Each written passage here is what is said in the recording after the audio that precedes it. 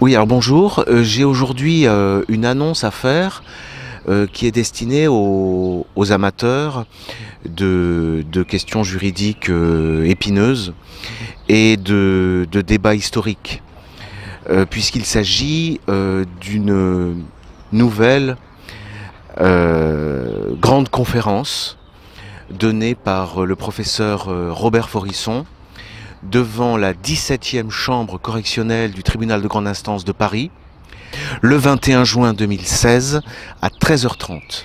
Ce qui est en cause, c'est toujours la diffamation raciale et la contestation de l'existence de crimes contre l'humanité pour des faits qui remontent à 2006. Et vous vous souvenez peut-être que le 11 décembre 2006 avait eu lieu à Téhéran, en Iran, un séminaire international sur l'Holocauste, une vision mondiale. À cette occasion, donc le professeur Forisson avait prononcé un discours et qui avait donné lieu à l'écriture d'ailleurs d'un article qui est toujours disponible pour qu'on sache sur quel fondement on le poursuit. Il s'agit d'un article qui s'appelle « Les victoires du révisionnisme ». Moi personnellement, en tant que son défenseur, je me sers systématiquement de cet article précisément pour sa défense.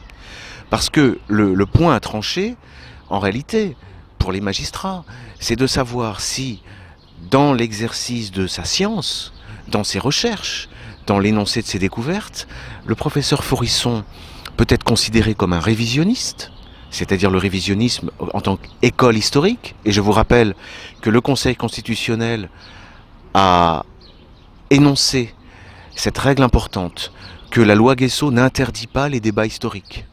Par conséquent, l'enjeu est bien là. Si le professeur Forisson est un révisionniste, il n'est pas condamnable.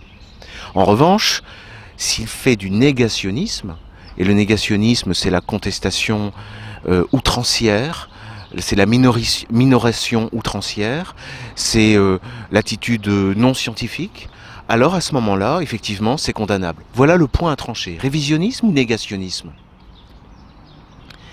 Donc rendez-vous encore une fois le 21 juin 2016, étant donné que la salle de la chambre, de la 17e chambre, est beaucoup plus grande que lors du dernier rendez-vous important, qui était devant la cour d'appel de Paris. Donc à très bientôt.